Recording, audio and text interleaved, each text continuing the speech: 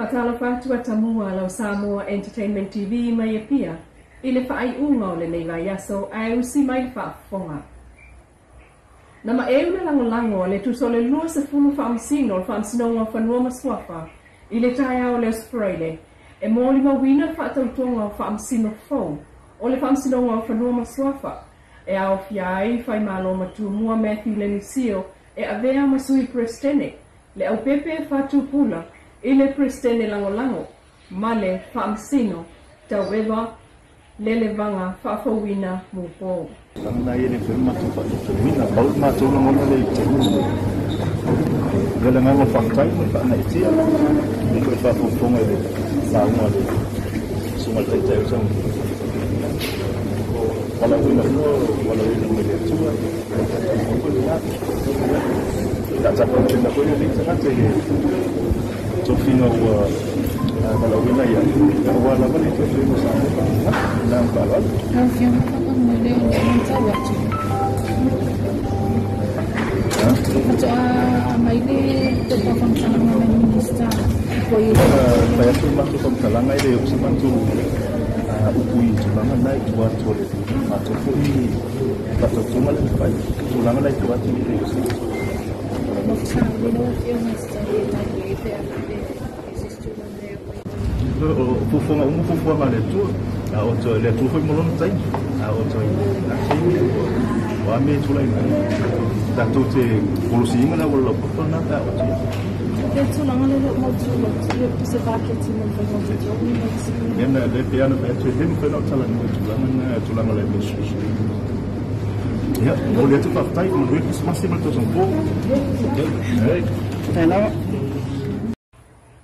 E hui wa umo na tu ina tu le whautuanga le minista o whaamsinonga le fionga matamua maasati pulwhana.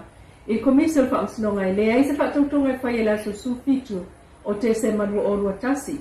E whaatautonga e ni whaamsinonga o whanua maswafa. Ma ele e fo ni tō whinga o whaamsinonga o whanua maswafa e whaia. Ele matanga benga banga na watanga o fia. Le teuteu o le tula whono o whanua maswafa lua o. Ma pāsia le pālemene e anga ba ai komisa e whaia se tō whinga. Pe whaamano lo pe aba esa se whaamasino. I le whono whaamai aso le fionga le pālemia fia mena o mimta apam tu stala i le Australia vaso nei. Na pasilingi ai le Samoa Entertainment TV le va ai whaare tu la whono le malo. I le tu whautuaina lea na tupu i le whaamsinonga o whanua maswafa le tai au. Whaftai, lokiona. I le mta ampua leto i tuli lo atu. O lea e le ese tu la whono.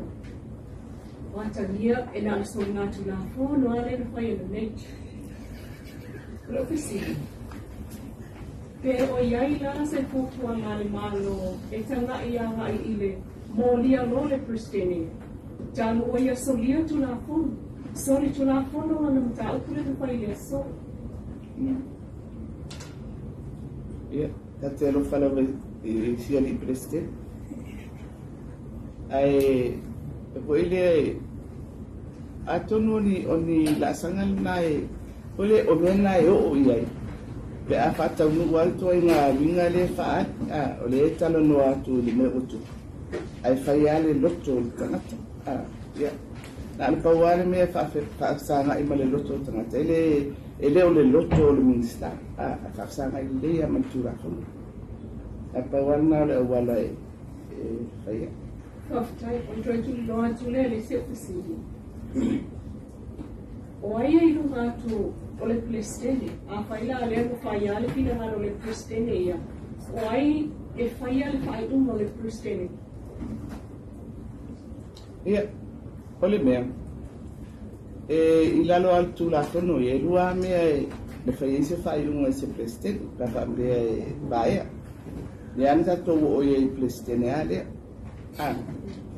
O tulanga sorunga tula fono Mr. Me ia polele ato to malos o tino por mafofal mai on mata ku foi nai fa solo to no parme foi le e melena tato bai e momo le na fa sa o e bai fa foi le japi ia le Prestene ui ua whaamaulia lana sorunga tula whanu.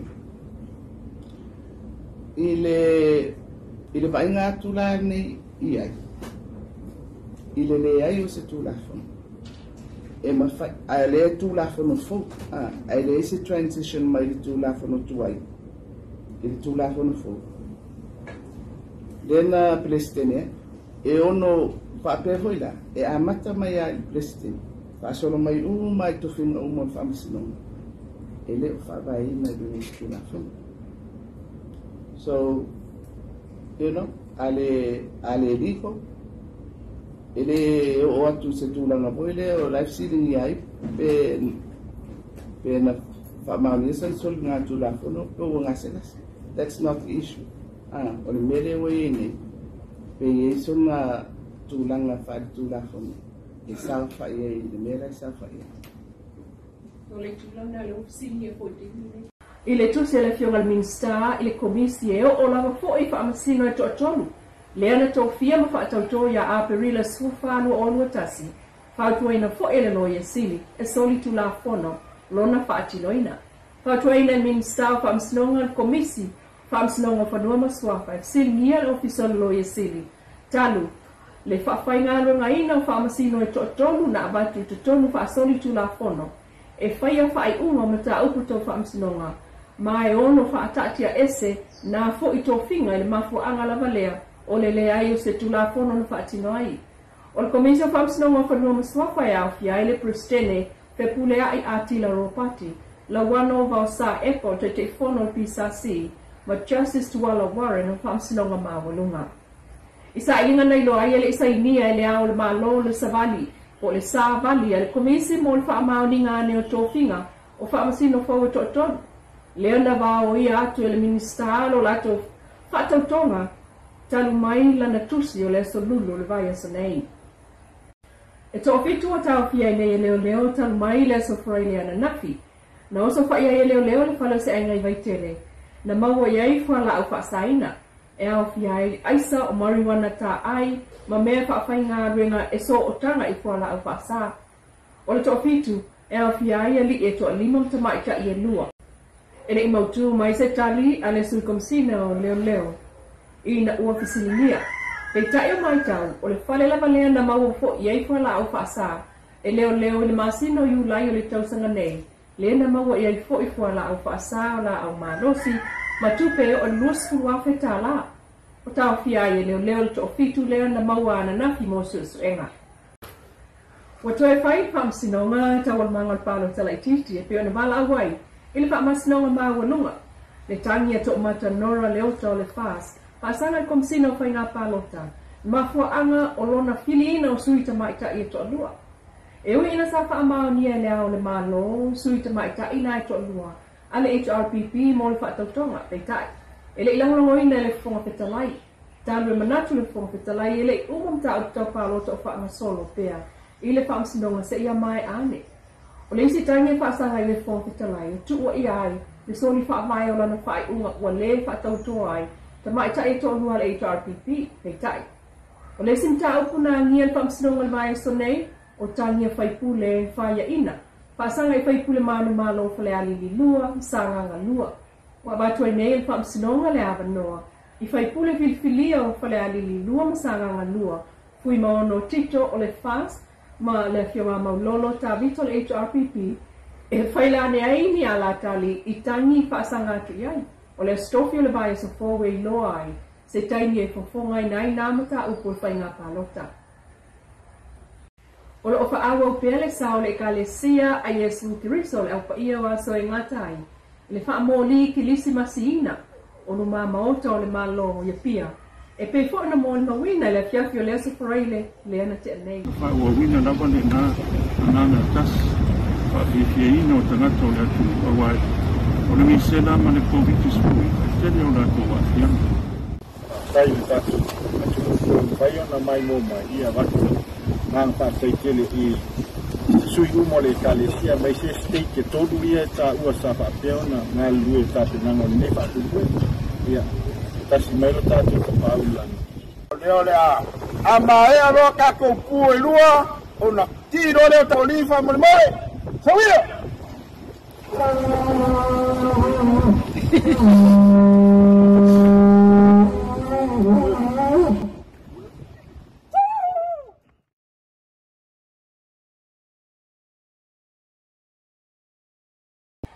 Lau Samoa Entertainment TV mai apia, tato toi whei roi fo i le vai o sa fong. Au si mai lo mai moa inisi o vai ngai mo li taula ngai apia. Sa saur kirisimasi, ma le vai tau o so malo lono.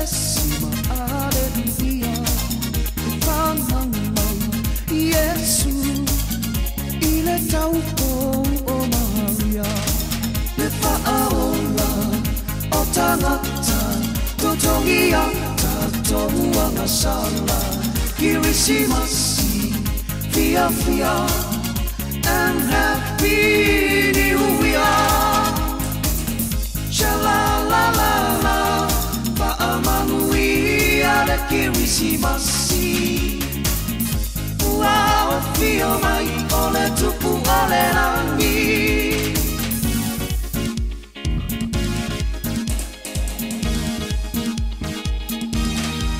Le au makoi na sa'i o o feo na wai le ari Le petu pupula Sulugia o le lalola mi uma E rota na fesini o o feo na wai le ari E al elifo I a teia Pepelo e fia fasi o tile mesia Sha-la-la-la-la Pa'amanuia le Kirisimasi Ua fio mai o le tupu o le rangi